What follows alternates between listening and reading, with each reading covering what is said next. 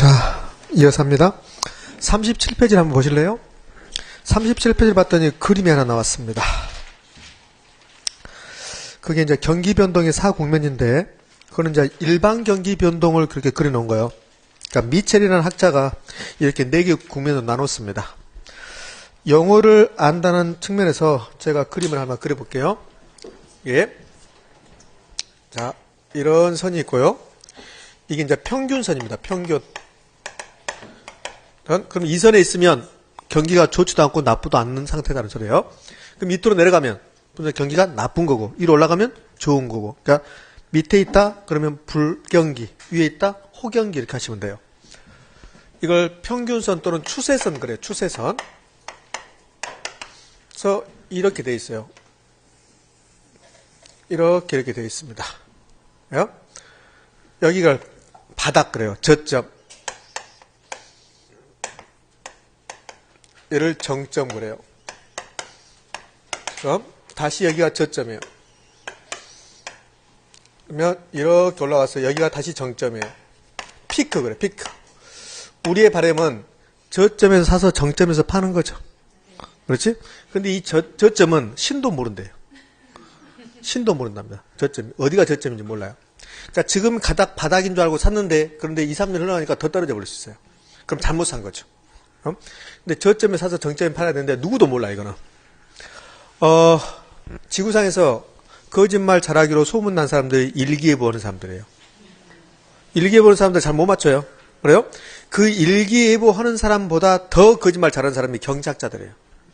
그러니까 경제학자들은 뭐 전망을 하는 거예요. 경제학자들이 부동산 경기가 좋아질 거다 나빠질 거다 다 거짓말이에요. 다 맞추지를 못해요. 그러니까 부동산 경기뿐만 아니라 일반 경기를 좋다 나쁘다 판단하기는 굉장히 힘들어요. 그러니까 여러분들 그거 들어보셨을 거예요. 유심히 뉴스를 들어보면 그러면 이제 경기 이야기를 해요. 기자가 경기 이야기를 하면서 기자가 한참 멘트를 해요. 그러다가 갑자기 이게 또 화면이 바뀌어요. 그러면서 현대경제연구소의 뭐 박사 나와가지고 우리나라 부동산 경기는 저점을 찍고 상승하기 시작했습니다. 이런 말을 해요. 근데 또 기자가 나와서 멘트하고 또 이제 바뀌어요. 또 바뀌어 나서 이번에는 대신증권 경제연구소 박사 나와요. 그래서 그분은 뭐라 하냐면 아직 우리나라 부동산 경기는 저점이 오지 않았다 또 이렇게 이야기해요. 그러니까 누가 맞는지 몰라요 사실은. 그러니까 부동산 경기가 그만큼 어려워요. 경기 변동이. 자, 일단 용어 정의를 하는데 저점에서 저점까지 또는 정점에서 정점까지, 그러니까 이 정점에서 다음 정점까지 이 기간을 주기라고 그래요. 주기. 1주기라고 그래요. 이게. 그 다음에 여기 있네요. 여기 정점에서 저점 이 사이를 뭐라 하냐면 폭이라고 그래요. 진폭. 진폭. 주기 진폭 그래요. 그 다음에 이제 이름을 붙여주는데 저점에서 이렇게 올라가기 시작했습니다. 이를 회복시장 그래요. 회복시장 또는 회복국면 그래. 얘는 평균선 위에죠. 이를 상향시장, 상향국면 그래요. 그 다음에 정점 찍고 얘는 빠지기 시작해요. 후퇴시장, 후퇴국면 이렇게 표현합니다. 추세선 밑에입니다. 평균선 밑에요. 이게 뭐예요? 얘는 하향시장, 하향국면 그래요. 하향시장, 하향국면 이렇게 표현합니다. 이 4개가 부동산 경기 변동의 4개의 순환 국면이에요. 자, 그러면 여기 정점을 가운데로 해서 이렇게 정점에서 저점에서 정점까지 여기 이 회복하고 상향 경기가 뭐예요? 확장하는 거예요. 확장 늘어나는 거예요. 그래서 확장기 그래요. 확장기 그래요. 그다음에 후퇴하고 하향은 경기가 빠지기 시작해요. 그래서 수축기 그래요. 수축기. 예. 이 그림이 시험에 나올 일은 없어요, 여러분들. 그다음에 여기 진폭은 일반 경기에 비해서 부동산 경기의 진폭이 커요. 그게 부동산 경기 변동의 특징이야. 그다음에 주기는 길어요. 그것도 부동산 경기 변동의 특징이에요. 그다음에 일반 경기에 비해서 하향, 여기 바닥은 낮아요. 그다음에 여기 정점도 높아요. 그런 것들이 부동산 경기 변동의 특징이에요. 제가 부동산 경기 변동이 가장 중요하다고 했는데 부동산 경기 변동은 이번 순환에 안 합니다. 부동산 경기 변동의 특징은, 그러니까 특징을 하나만 말하자면 진폭은 일반 경기에 비해서 커요. 진폭이 크다는 소리는 정점은 뭐고 높고 저점은 낮다. 이렇게 되는 거예요. 그 다음에 주기도 길어요. 그게 부동산 경기 변동의 특징이에요. 자, 우리 책을 38페이지 가봐요. 38페이지 가면 그러면 네 번째 줄에 부동산 경기 변동의 특징 나왔습니까? 변동 주기와 변동 진폭 나오죠? 그래요. 됐습니다. 거기 보고 3번 봐요. 3번에다는 별표를 3개를 해쳐요. 3개. 부동산 경기는 순환 국면이 뚜렷하거나 일정치가 않다 그랬습니다. 매우 중요. 그 다음에 7번으로 가볼래요? 7번. 부동산 경기 변동은 경기 순환 이외의 다른 형태의 경기 변동의 형태도 있다. 제가 말씀드렸죠. 순환 변동 말고 다른 변동이 있다고 그랬습니다.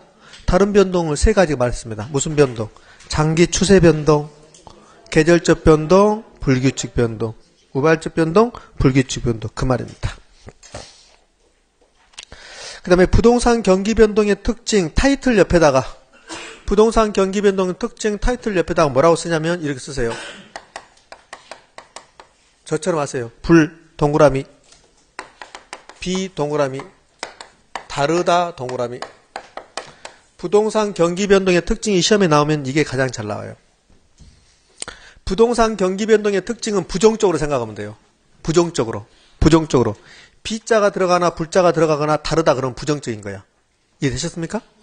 여러분들 이 다르다는 소리는 부동산 경기 상태가 서울의 부동산 경기 상태하고 부산의 경기 상태하고 강주, 대구의 부동산 경기 상태가 같을까 다를까? 다르다는 소리예요. 부동산 경기 변동의 상태는 지역별로 다르다. 도시별로 다르다. 도시 내에서도 지역별로 달라요. 우리 부산에서도 해운대구 다르고 북구 다르고 사상구 다르고 사상구랑 구도 있습니까? 네, 잘 찍었다. 그렇지? 네. 이렇게 부동산 경기 변동은 지역별로 다르고 도시별로 다르고 도시에서도 무엇별로 다르다? 지역별로 다르다. 이렇게 해야 돼요. 그게 다르답니다. 써드릴까? 지역별로 다르다. 지역별로 다르다. 또는 지역별로 상이하다는 소리예요. 도시별로 다르다. 별로 다르다. 같은 도시 내에서도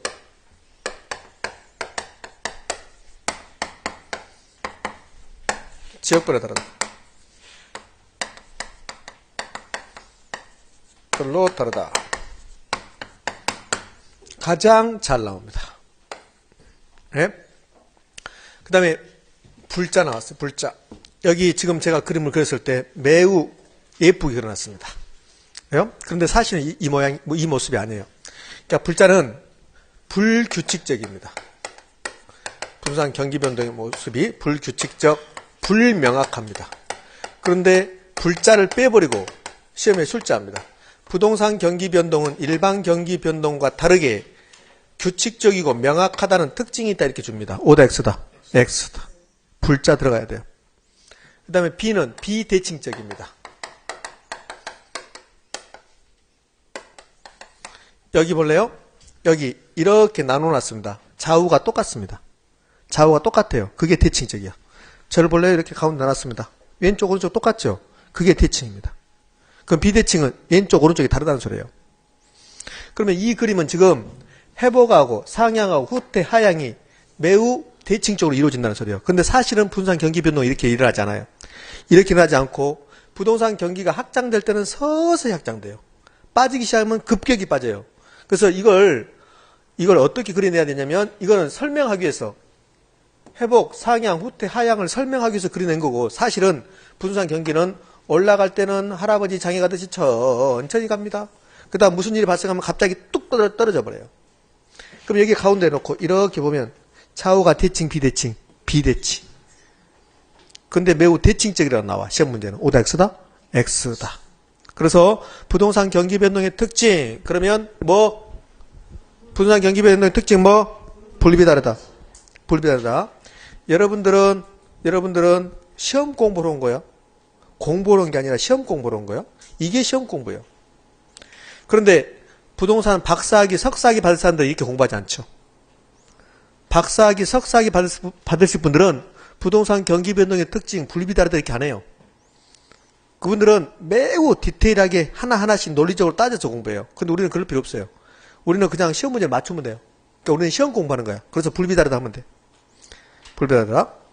수요 가격 탄력성과 수요 곡선의 형태에서 제 베트남 친구 이름 탄완민. 그게 시험 공부라고. 그게 시험 공부. 그렇게 하는 거야. 탄완민. 그 다음에 불비다르다. 되셨습니까? 이렇게 됐어요. 자, 이 정도 하면 분산 경기 변동의 특징이 됐고, 자, 39페이지 한번 가봐요.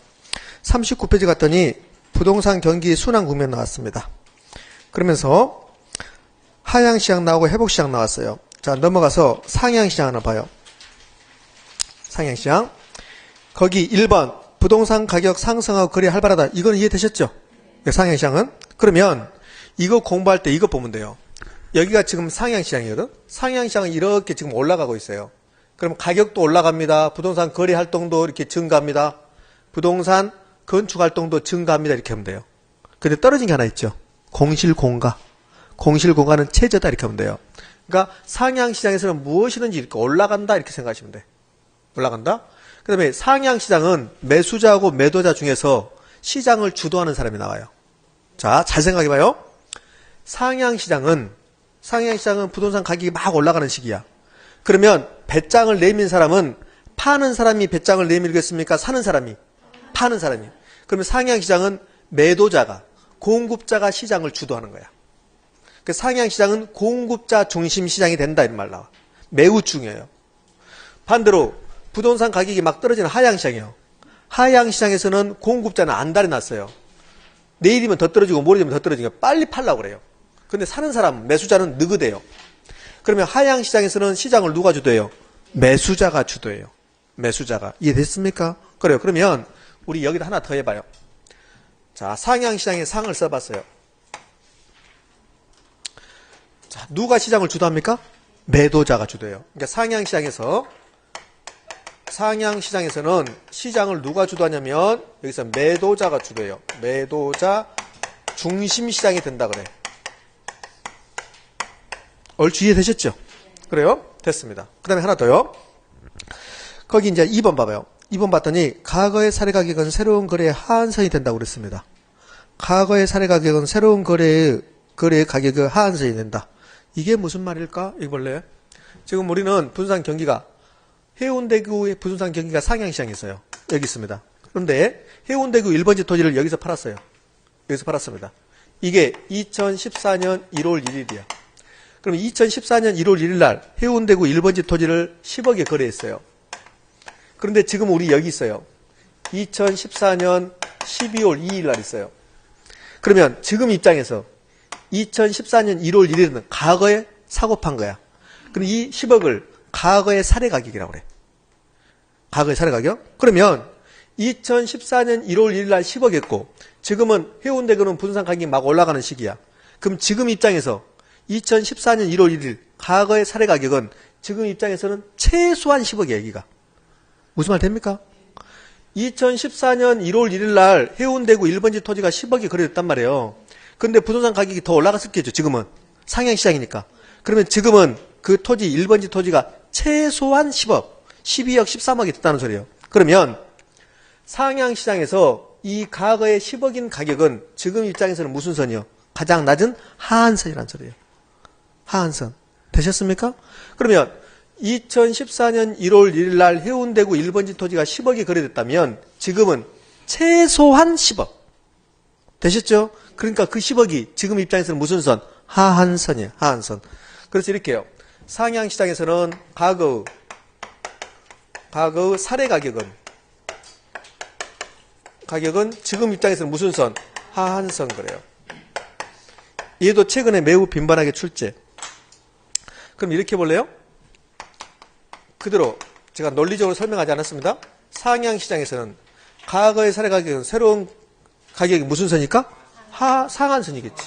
반대로 가면 되니까. 상한선. 그 다음에 시장을 누가 주도할까요?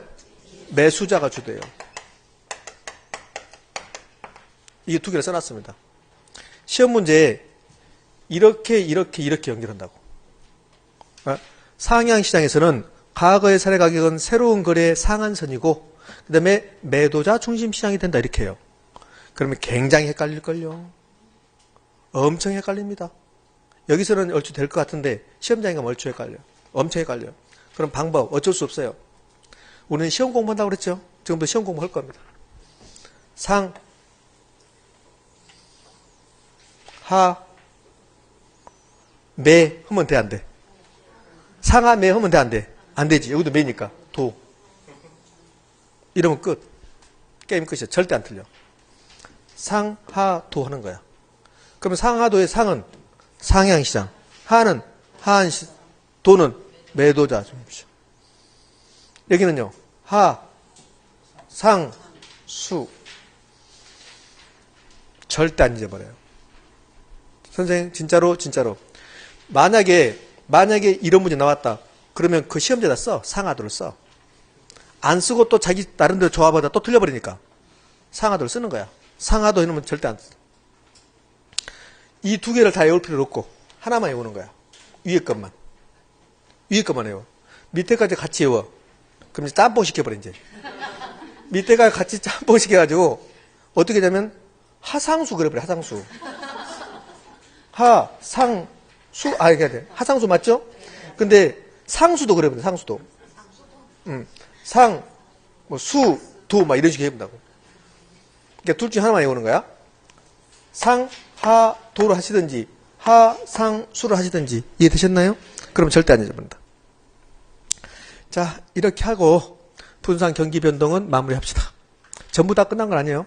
여러분들 부동산 경기 변동에서 절대 잊어버리면 안 되는 거, 여기 분립이 다르다 하고 그 다음에 상하도 하상수, 이거 됐습니다.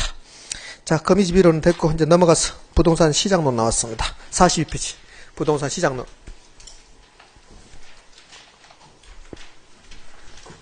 부동산 경기 변동의 특징 말하십시오. 부동산 경기 변동의 특징 말하십시오. 분립이 다르다. 분립이 다르다. 이외에 다른 것도 있죠. 근데 분립이 다르다가 가장 포인트. 분립이 다르다. 그 다음에 부동산 경기 변동의 순환 국면별 특징. 순환 국면별 특징. 상향 시장에서는 하향 시장에서는 그런 말이란 말이에요. 그럼 상향 시장에서 특징할 필요 없어요. 상향 시장 봐봐요. 상향 시장은 무엇이든 최고 수준이야. 가격도 최고로 높고 부동산 거래 활동도 최고로 많고 건축 활동도 매우 활발하고 그 다음에 최적 하나 있어. 공실 공간은 최저고 그 다음에 시장을 누가 주도하고? 매도자. 과거의 가격은 지금 가격의 무슨 선? 하한선. 상, 하, 도. 그러면 상향시장 끝. 그럼 끝나요. 상향시장. 그러면 한번 우리 상식적으로 생각해 볼게요. 이 상향시장에서는 금리는요. 낮아요. 금리는 낮아요. 금리하고 부동산 경기는 반대로 가는 거예요. 금리하고. 제가 부동산 가격과 이자율은 반대로 간다고 그랬죠? 그냥 똑같은 거야. 상향시장에서 금리가 매우 낮아요. 그러니까 대출을 많이 받아서 부동산을 많이 구입하겠다 이 소리예요. 이게. 자, 됐습니다. 이제 우리는 부동산 시장론으로 갑니다. 부동산 시장.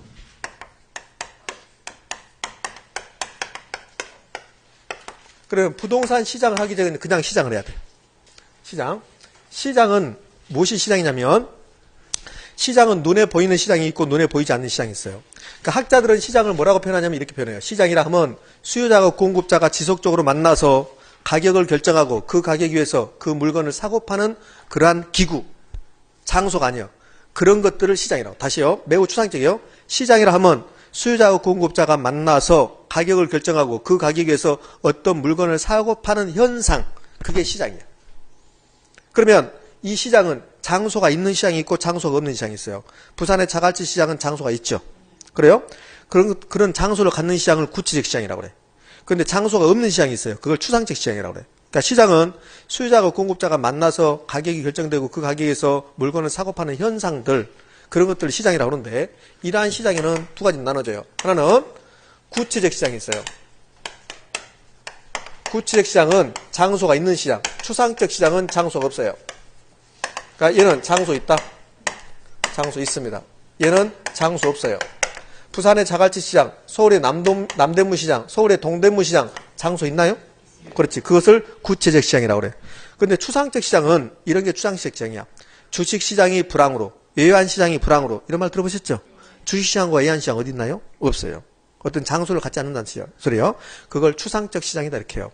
그런데 부동산은 부동산 시장으로 오면 부동산 시장은 부동산을 사고 파는 그런 현상을 부동산 시장이라고 그래. 부동산 수요자하고 부동산 공급자가, 매수자하고 매도자가 만나서 가격을 결정하고 그 가격에서 부동산을 사고 파는 여러 가지 현상들을 부동산 시장이라고 그래요. 그러면 부동산 시장도 장소가 있는 시장이 있고 장소가 없는 시장이 있어요. 그러니까 부동산 시장은 추상적 시장이 될 수도 있고 구체적 시장이 될 수 있어요. 왜 그러냐면 부동성 때문에 그래요. 자, 부동성 때문에 부동산은 못 움직여요. 그러니까 자갈치 시장 가면 생선들이 막 모여 있어요. 생선들이. 그러면 자갈치 시장은 생선들을 모아놓고 파는 그런 장소가 있다는. 생선은 움직이니까. 근데 토지는 움직여요, 못 움직여요? 못 움직이잖아요. 그러니까 부산에 있는 토지를 이걸 이동시켜서 서울 동대문 시장에 모아놓고 판다는 개념은 나타나지 않아요. 그러면 장소가 없는 거죠, 부동산 시장은. 왜? 못 움직이니까. 특정 장소는 모아놓고 팔 수 없잖아요. 서울에 갔더니 부산 땅이 와 있고 대구 땅이 와 있고 강주 땅이 와 있고 그래서 사고 판다? 말도 안 되잖아요. 그러면 장소가 없는 거야, 부동산 시장은. 그러면 부동산 시장은 무슨 시장이에요? 추상적 시장이라고. 그런데 부동산이 못 움직이니까 어떤 현상이 발생하냐면 부산의 해운대구의 부동산 시장, 대구의 달서구의 부동산 시장, 서울의 종로구의 부동산 시장 이렇게 된다고. 그럼 장소는 있는 거지. 부산의 해운대구라는 장소를 갖잖아요. 그렇게 봐버리면 무슨 시장이에요? 구체적 시장이에요. 그러니까 부동산 시장은 보는 관점에 따라서 추상적 시장이 될 수도 있고 구체적 시장이 될 수도 있다. 이렇게 되는 거라고. 그러니까 구체적 시장은 장소가 있다. 남대문 시장, 자갈치 시장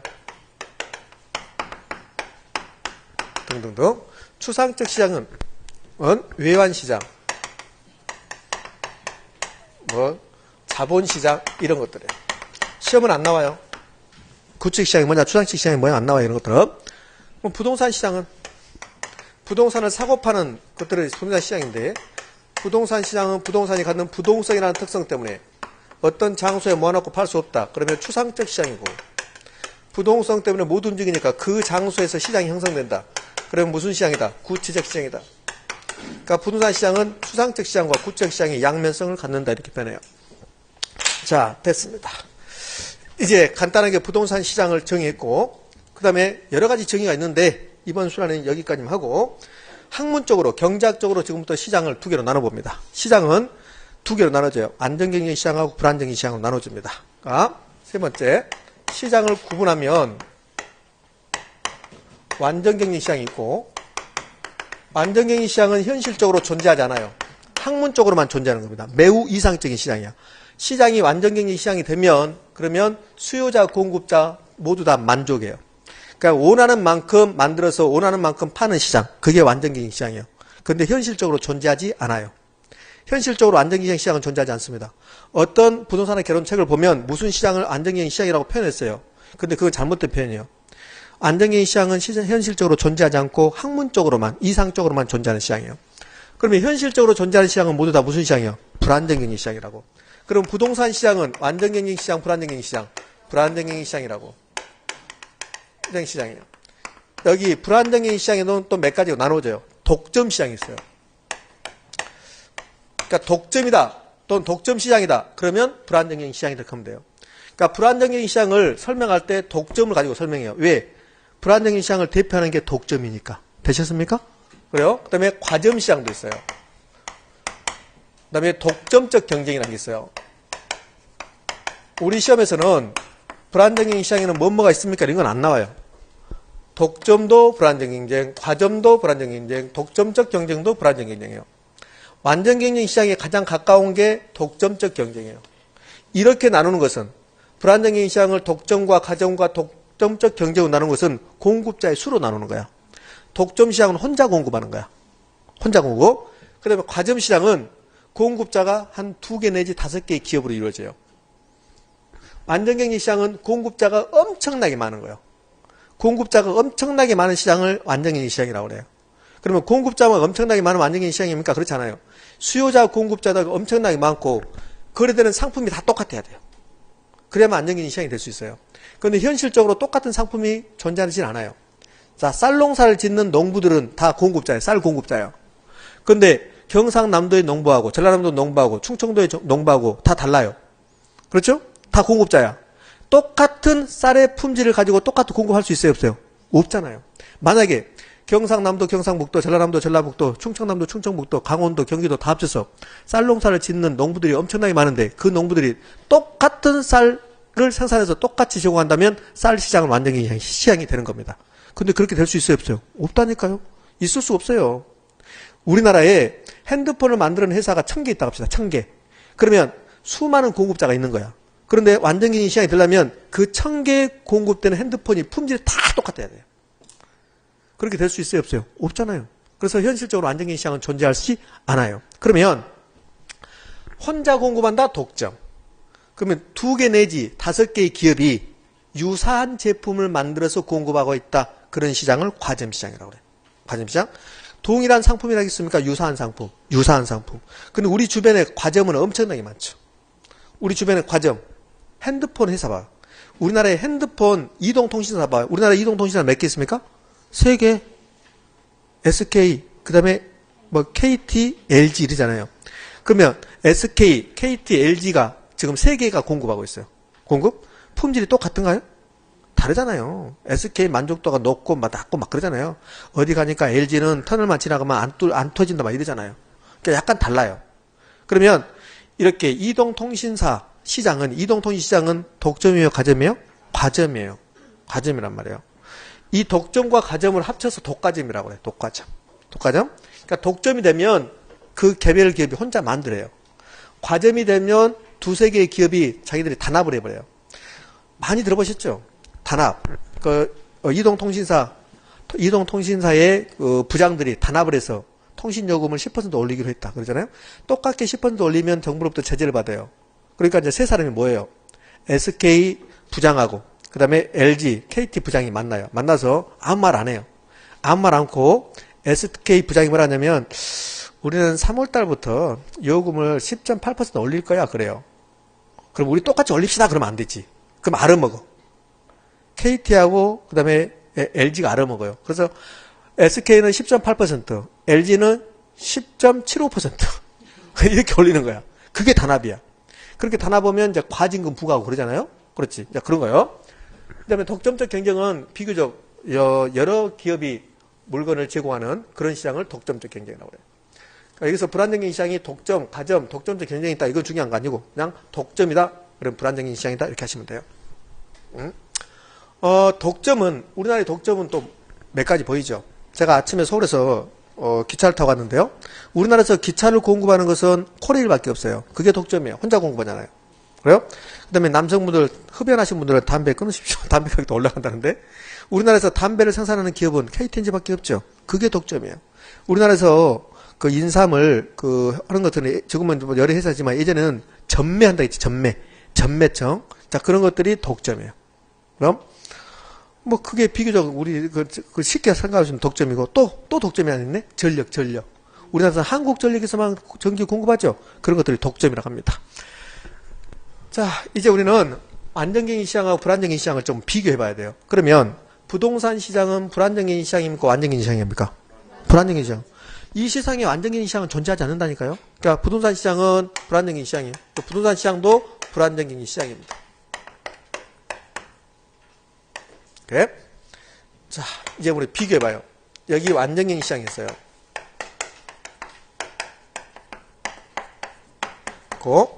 그 다음에 부동산 시장이 이렇게 있습니다. 그러면 부동산 시장과 안정적인 시장이 어떻게 달라진가를 지금부터 볼 거예요. 그러니까 부동산 시장이라 해도 되고 여기다가 불안정적인 시장 해도 돼요.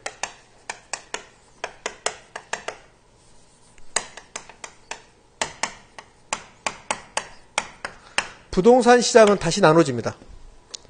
토지 시장하고 주택 시장. 여기다 주택 시장 해도 상관없어요. 부동산 시장을 대표하는 게 주택 시장이니까. 그럼 주택 시장은 불안정적인 시장이에요. 우리나라의 주택 공급을 하나의 기업만 한다고 봐요. 우리나라에서 주택 공급 하나의 기업만 한다. 그러면 독점이 되는 거야. 우리나라에서는 민간 기업은 아파트 공급 못하고 그다음에 한국토지주택공사에서만 아파트 공급한다. 그러면 우리나라의 아파트 시장은 무슨 시장이야? 독점 시장이 되는 거야. 독점 시장이. 자, 그럼 안정적인 시장에 이제 개념은 의미가 없고요. 안정적인 시장이 되는 요건이 있어요. 안정적인 시장이 되는 요건. 첫 번째 요건은 수요자 공급자가 엄청나게 많아야 돼요. 다수 수요자와 수요자와 다수의 공급자가 있어야 돼요. 그래야만 안정적인 시장이 돼요. 그러면 이제 부동산 시장으로 와볼게요. 부동산은 일반자하고 다른 여러 가지 특징이 있습니다. 그러니까 부동산의 특징 중에서 비싸다는 특성이 있어요. 그래서 고가성이라고 그래요. 그러면 비싸니까 돈 많은 사람만 부동산의 수요자가 될 수 있다는 소리입니다. 그럼 부동산의 수요자는 다수다, 소수다? 소수다는 소리예요. 그 다음에 법적 규제가 있어요.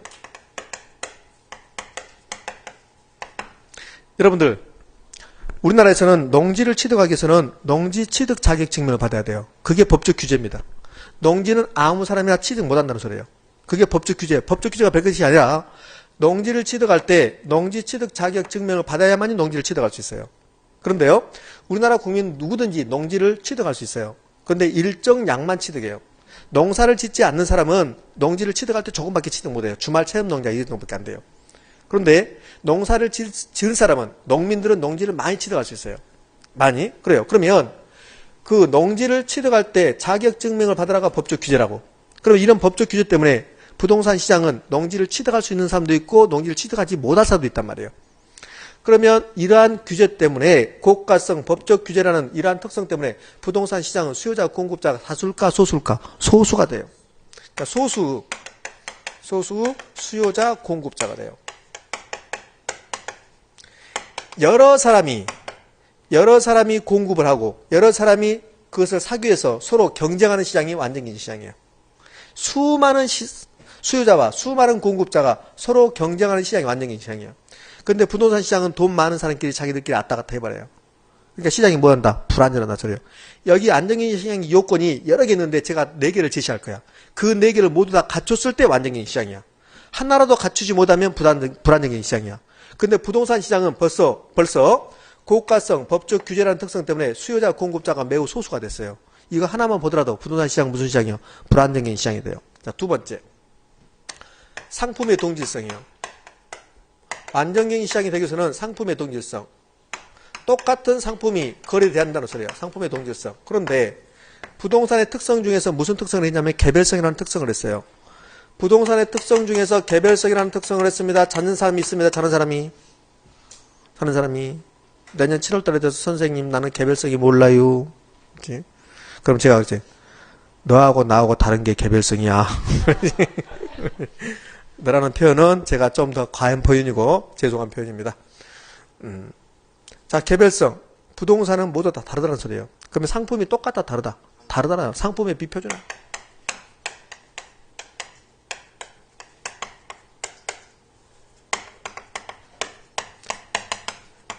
개별성 하면 기억나는 글씨 하나.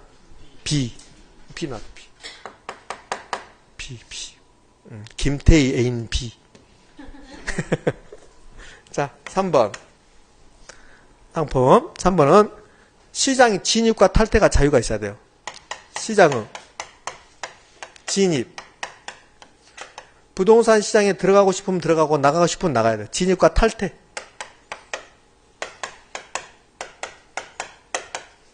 탈퇴의 자유가 있어야 돼요. 자, 이렇게 볼래요? 볼펜 시장이 완전히 시행합니다. 그러면 저는 볼펜 시장에 언제나 진입할 수도 있고 언제 탈퇴할 수 있어요. 자, 이 말의 의미는 우리 부동산 시장으로 와볼게요. 내가 서울에 있는 음마 아파트를 살려고 수요자로 들어갔습니다. 그러면 시장이 진입인 거예요. 지금 음마 아파트 샀습니다. 그것을 팔고 나왔습니다. 탈퇴한 거라고. 자, 볼펜 시장에서 내가 볼펜을 사겠다고 들어갔습니다. 진입했습니다. 그 볼펜을 샀다가 쓰다가 팔고 나왔습니다. 탈퇴했습니다.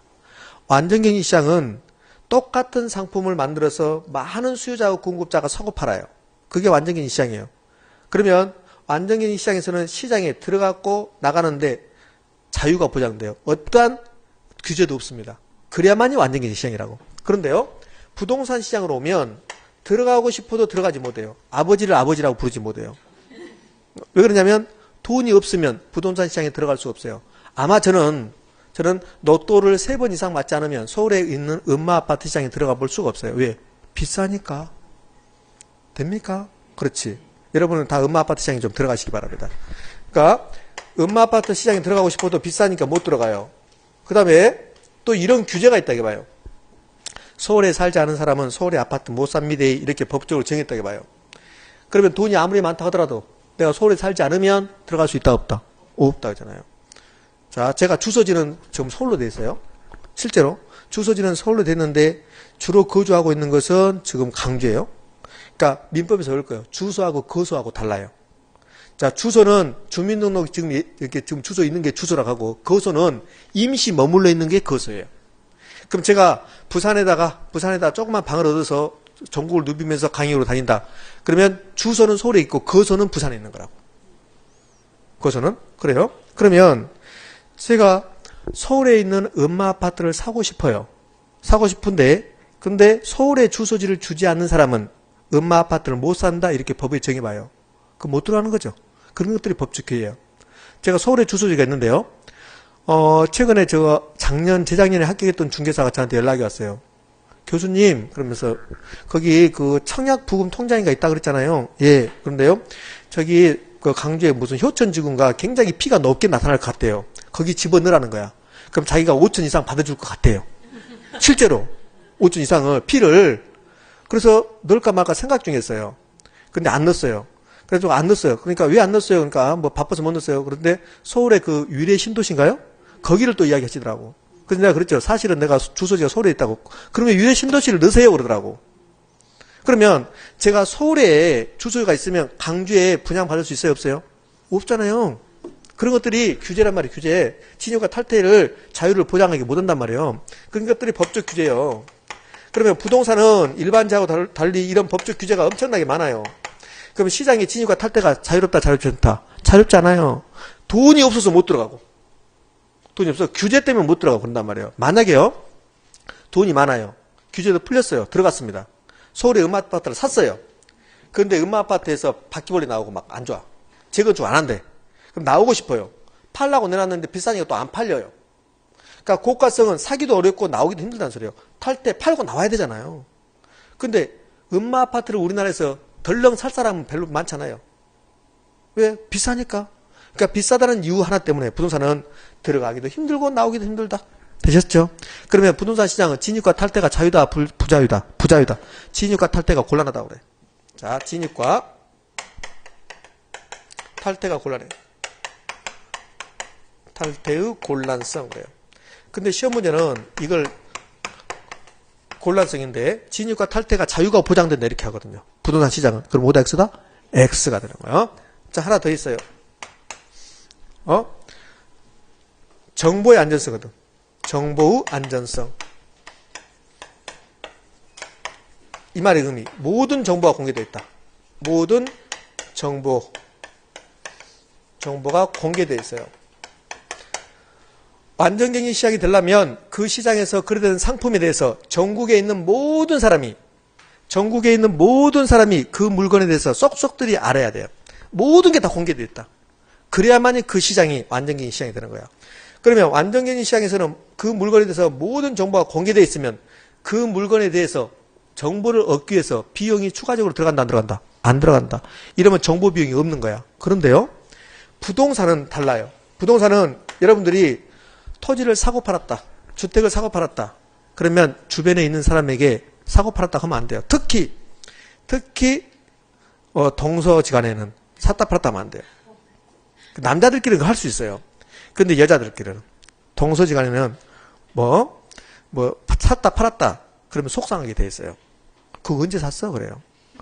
특히 이제 손 아래 동서가 아파트를 형님 이번에 아파트 저번에 샀다가 팔았는데 차액을 2억 남겼어요. 그래요. 그러면 형님은 입이 이만큼 나와요. 우리나라 사람들은 예? 뭘 참냐면 배 아픈 것은 못 참아요.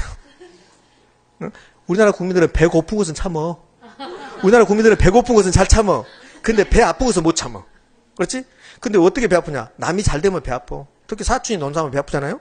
그렇지? 그러니까 부동산을 샀다 팔았다는 특히 동서지간에 말하면 안 돼요. 그럼 이제 말했어요. 자랑하듯이 나와버린 거야, 그냥. 이게 막 입이 간질간질해. 말하고 싶어. 근데 그 형님이라는 것을 모르고 말해본 거야, 친구처럼. 그렇지? 그럼 형님이 돈 좀 꿔주라고 그래. 예. 근데 이제, 자존심 상하니까 못 꿔주니까 말해. 남편한테. 그럼 남편이 동생한테, 야, 돈 좀 꿔주라 그래. 그러면 동생도 곤란해지고, 그럼 싸우게 돼요.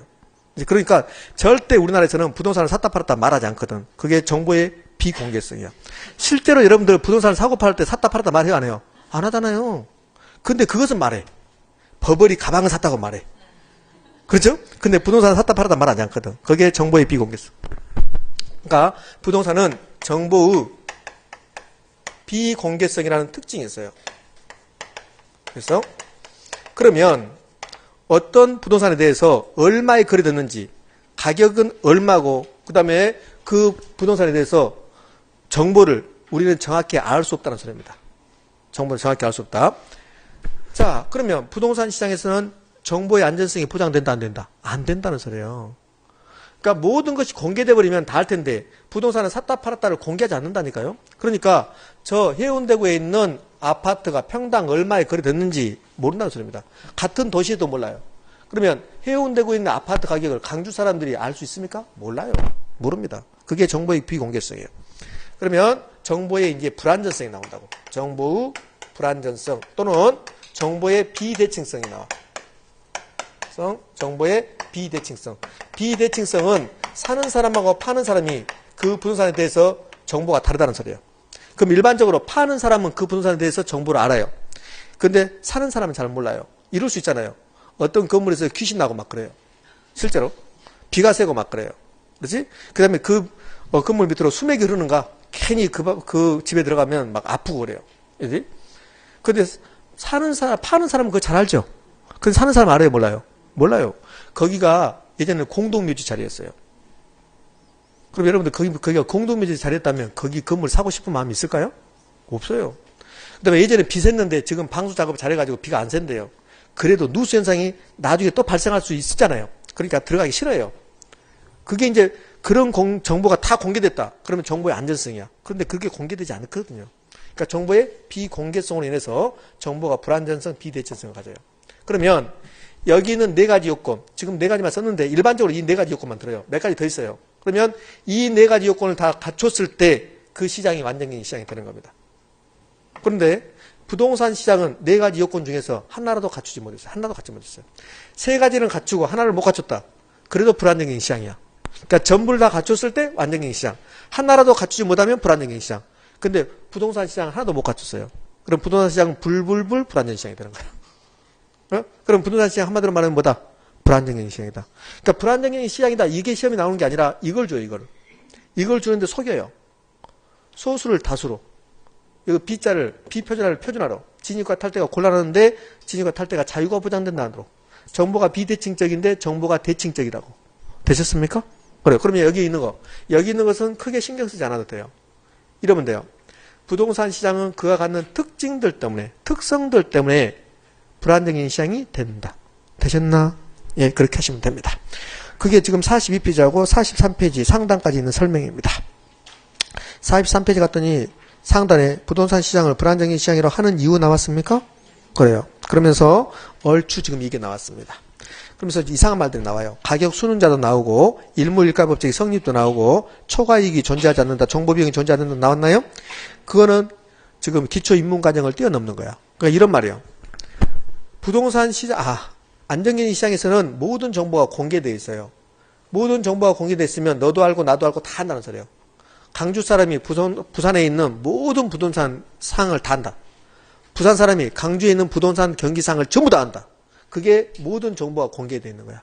이렇게 모든 정보가 공개되어 있으면 정보를 얻기 위해서, 정보를 수집하기 위해서 비용이 들어간다, 안 들어간다? 안 들어간다. 그것을 정보 비용이 들어가지 않는다라고 표현해요. 그런데 부동산 시장은 정보가 불안전해요. 그 부동산에 대해서 정보가 우리가 모른다는 소리예요. 그래서 정보 비용이 필요한 거야. 그 정보 비용의 일환이 중개 수수료예요. 제가 해운대구에 아파트를 사러 왔습니다. 그러면 저는 해운대구에 대해서 아파트에 대해서 잘 몰라요. 근데 해운대구에 있는 중개사들은 해운대구 아파트에 대해서는 정보를 잘 알아요. 그 정보를 제공한 대가로 소위 말하는 중개 수수료를 주는 거야. 그럼 부동산 시장에서는 정보 비용이 존재한다, 존재하지 않는다? 존재한다 이렇게 되는 거라고. 되셨습니까? 그렇지? 자, 여기 볼래요? 시장의 진입과 탈퇴의 자유가 있고 그 옆에 초과 이윤이 존재하지 않는다고 그랬죠? 안정적인 시장에서 제가 그런 말을 했어요. 안정적인 시장은 가장 이상적인 시장으로서 수요자도 만족, 공급자도 만족이야. 그래서 초과 이윤이 존재하잖아요. 다 정상 이윤만 있는 거야. 다 자기들 목을 챙겨가는 시장. 그걸 완전경쟁 시장이라고 그래요. 그런데 부동산 시장은 그렇지 않아요. 부동산 시장은 어느 지역에 개발된다는 우수한 정보를 가지고 있으면 그 정보에 의해서 투기를 할 수 있어요. 그러면 다른 사람보다 더 훨씬 많은 초과 이윤을 얻을 수 있어요. 그러니까 완전경쟁 시장에서는 초과 이윤이 존재하지 않고 정상 이윤만 존재해요. 부동산 시장에서는 초과 이윤이 존재할 수도 있어요. 왜요? 우수한 정보를 이용한다면. 여러분들은 아무도 몰라. 그런데 저는 알아. 여기가 어떻게 개발된다는 걸 저는 알고 있어요. 왜? 저희 삼촌이 국토교통부에 있어요. 그래서 삼촌이 그냥 저한테 그대로 흘려줘 버리면 나중에 이제 문제가 될 것 같으니까 해운대구 4 그래요. 그러니까 제가 샀어요. 그런데 6개월 후에 바로 개발된다는 발표가 나와요. 그러면 제가 어떻게 되는 거야? 부자 되는 거지. 그러면 저는 여러분을 비해서 정보가 우수한 정보를 가지고 있는 거야. 그러면서 삼촌이 뭐라 하냐면 사서 돈 벌었지. 10억 차익 남겼지. 2억 달라. 그게 비용이야, 비용. 그러니까 부동산 시장은 그럴 수 있다는 소리입니다. 되셨습니까? 예, 됐습니다. 그러니까 여기 완전경쟁 시장에서는 어느 누구도 초과이익을 얻을 수 없어요. 근데 부동산 시장은 정보를 모르면 당해버려요. 봐요. 제가 정보를 잘 모른다. 근데 그 지역이 개발된다. 누군가 가서 여기 평당 100만 원인데 제가 120만 원 드릴게요. 팔래요? 그러니까 홀라당 팔아버려요, 제가. 근데 그 다음날 신문에 났어요. 개발된다고. 신문에 나는 순간 평당 200만 원 가버려요. 그러면 저는 하루 차이에 아무것도 몰라서 80만 원 평당 손해받은 거예요. 그럼 제가 눈탱이 맞아버린 겁니다. 그분은 눈탱이에 저를 때린 거고. 그러니까 부동산 시장에서는 누군가에게 눈탱이 맞을 수도 있고 눈탱이 때릴 수도 있어요. 눈탱이 때렸다 그러면 초과 이윤이라고. 근데 여기서는 완전경쟁 시장에서는 장난을 치지 못하죠. 다 아는데? 다 알아. 내일 모레 거기 개발될 줄 알아요. 근데 누군가 가서 지금 100만 원 정도 되는데 120만 원에 팔게요. 그러면 저리 가잉. 너 죽을래? 그렇지. 그러니까 완전경쟁 시장에서는 초과 이윤이 존재하지 않는다. 이 말이 눈탱이 볼 수 없다는 소리예요. 근데 여기서 부동산 시장에서는 초과 이윤이 존재한다. 누군가에게 눈탱이 볼 수 있다. 선생님 시험에 눈탱이라고 나옵니까? 안 나오네. 자, 43페이지 가면 부동산 시장의 기능 나왔나요? 그래요. 저기부터 부동산 시장의 기능 하겠습니다. 자, 부동산 시장의 기능. 자, 5번 부동산 시장의 기능이요. 자, 기능이란 말을 알아야지. 기능이 뭐예요? 역할. 그래요? 개론 선생의 역할. 저의 역할은 화요일 날 와서 여러분에게 개론 수업을 하는 게 저의 역할이에요. 우리 박문호 선생님의 역할은 금요일 날 와서 민법 수업하는 게 역할이에요. 맞죠? 그럼 부동산 시장의 역할, 기능은 부동산 시장에 무슨 일을 합니까? 저래요. 부동산 시장에서는 수요자하고 공급자가 만나서 악수하고 뭘 결정해요? 가격 결정.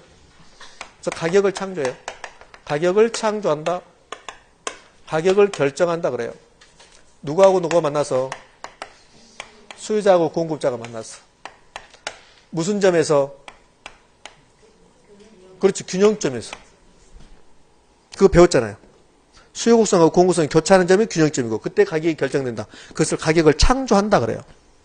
그러면 가격이 결정되면 개발업자들, 그 다음에 수요자들은 그걸 가격을 보고 거기다 투자할까 말까를 결정해요. 정보를 제공해줘.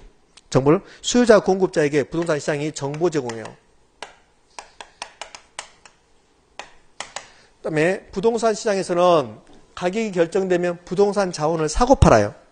부동산이란 자원을 사고 판다고. 여러분도 자원이고 저도 자원이고 부동산도 자원이고 우리 눈에 보이는 것은 다 자원이에요. 우리는 인적 자원이고 부동산은 부동산 자원이라고. 토지도 자원이고 분필도 자원이고 다 자원이에요. 그럼 부동산 시장은 수요자 공급자가 만나서 가격 창조되고 그 가격이 수요자 공급자에게 정보 제공해주고 그 다음에 그 가격으로 부동산을 사고 팔아요. 부동산이란 자원을 배분해 주는 거야. 자원 배분이에요.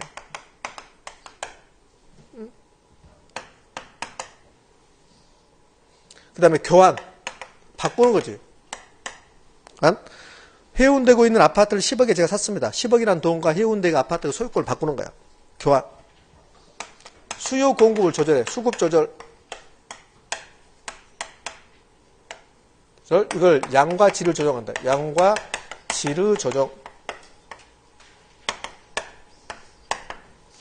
이게 부동산 시장의 기능이에요. 단독 문제로 잘 나오지 않아요. 단독 문제 잘 나오지 않고 지문은 잘 나옵니다. 지문에. 자, 부동산 시장은 가격을 창조하고 그 가격에서 부동산을 사고 파는데 이걸 자원배분이라고 그래요. 그러니까 자원배분을 잘못했대요. 자원배분을 잘못했다. 이걸 자원배분의 비효율성이라고 해요. 자원배분의 비효율성. 여기까지가 지금 부동산 시장의 기능이야. 그런데 부동산 시장이 어떤 이유로 인해서 자원 배분의 비효율성이 나타났다. 자원 배분을 잘못한 거야. 이런 시장이 지금 자기 일을 잘합니까? 잘못한 겁니까? 잘못한 거지. 시장은 자원 배분을 원활하게 하는 게 시장의 기능이에요. 근데 시장이 자기 일을 못하고 있는 거야. 얘를 시장의 실패라고 그래요. 시장의 실패. 매우 중요. 시장의 실패라고 그래요. 자, 이게 지금 주택시장이에요. 그러면 주택시장에서는 주택의 수요자하고 공급자가 만나서 가격 결정하고 그 가격에서 주택이란 자원이 배분돼요. 그런데 시장이 잘못 작동해서 주택이란 자원이 잘못 배분되고 있대요. 돈 있는 사람에게만 배분되고 돈 없는 사람에게는 주택이 배분되지 않고 있대요. 그걸 주택자원의 비효율성, 주택자원 배분의 비효율성이다 그래요. 그러면 주택시장이 잘하고 있는 거죠? 못하고 있는 거예요? 못하고 있는 거죠. 그걸 주택시장이 실패했다고 그래요.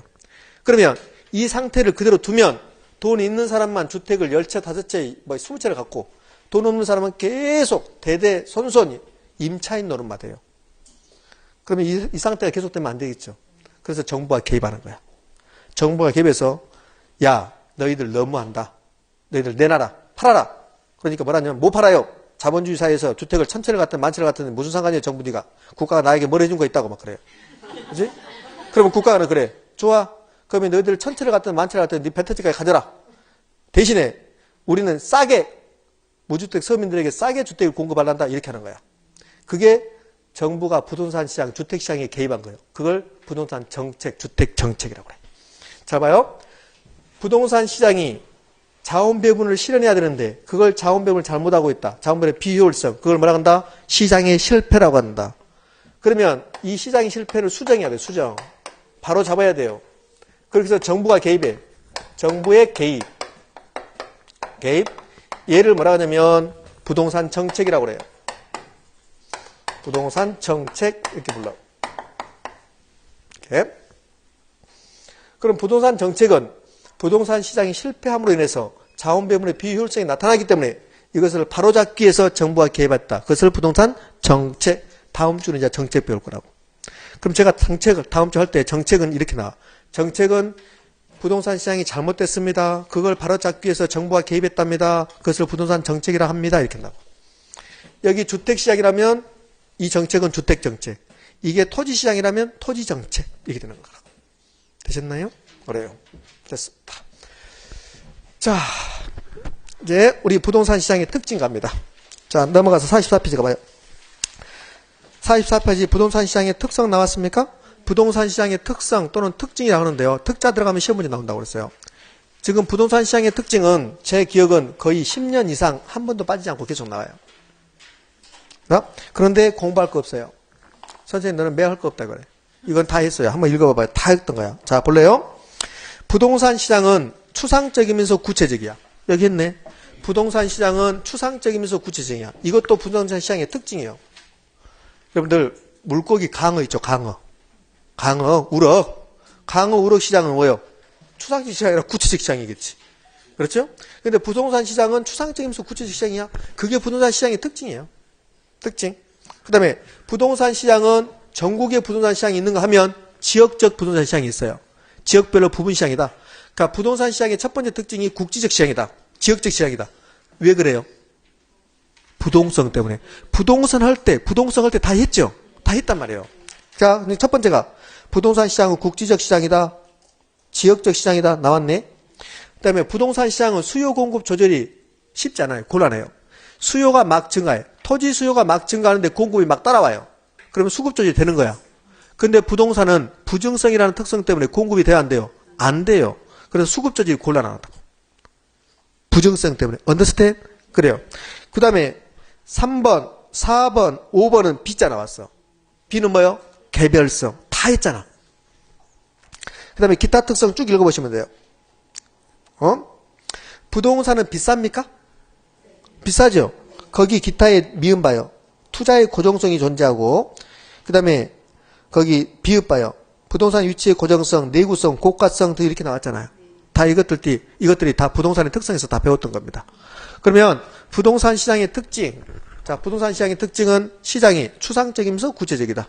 시장이 국지적이다, 지역적이다, 수급 조절이 곤란하다, 그 다음에 상품이 비표준화되어 있다, 거래가 비공개되어 있다, 시장이 비조직성을 갖는다, 정보의 비대칭성이다, 비싸다, 그 다음에 거래 절차가 복잡하다. 부동산처럼 거래 절차가 복잡한 게 아니에요. 자, 봐요. 부동산 시장은 매우 거래 절차가 복잡해요. 제가 우유를 사러 갔습니다. 우유를 사러 갔는데 뭐 등기부 띄워보고 그런 거 없잖아요. 근데 우유는 그냥 사면 돼, 슈퍼 가서. 근데 부동산은 거래의 안전성을 위해서, 권리관계를 분석하기 위해서 등기부 띄워보죠, 중개업소 가서 물어보죠, 여기저기 돌아다녀보죠, 그 다음에 돈이 부족하면 은행에서 대출 받을까 말까 고민하죠. 엄청나게 많은 복잡한 절차가 있어요. 그 다음에 우유를 제가 사먹는데 정부가 규제합니까? 안 하죠.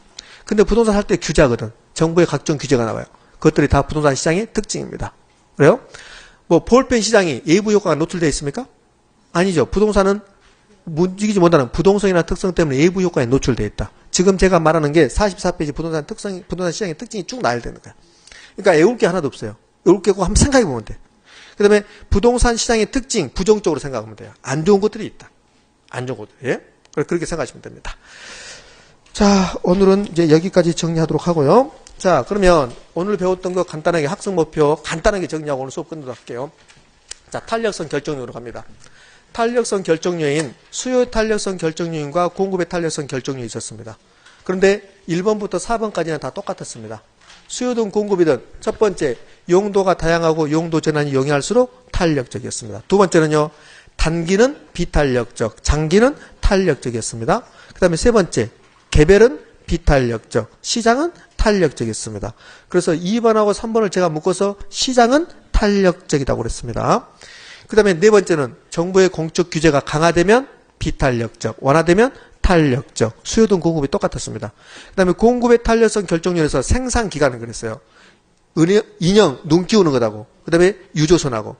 그럼 인형, 눈 끼우는 것은 3초 만에 끝나죠. 생산기간이 짧다, 탄력적, 생산기간이 길다, 비탄력적 그랬습니다. 그 다음에 생산요소의 구입이 용이하다, 탄력적, 생산요소의 구입이 곤란하다, 비탄력적 그랬습니다. 그 다음에요, 수요의 탄력성 결정률이라서 가장 중요한 게 뭐였어요? 대체제 유무였습니다. 대체제가 있다, 탄력적, 대체제가 없다, 비탄력적 그랬습니다. 그러면서 대체제가 있다, 없다 하면서 수요 곡선까지 그려냈습니다. 수요 곡선이 완만하다, 그러면 탄력적, 극경사다, 비탄력적. 완만하면 탄력성이 크고 기울기는 뭐다? 작다. 대체제가 많다, 작다, 많다. 대체제가 많으면 탄력적, 탄력적이면 수요곡선 형태가 완만.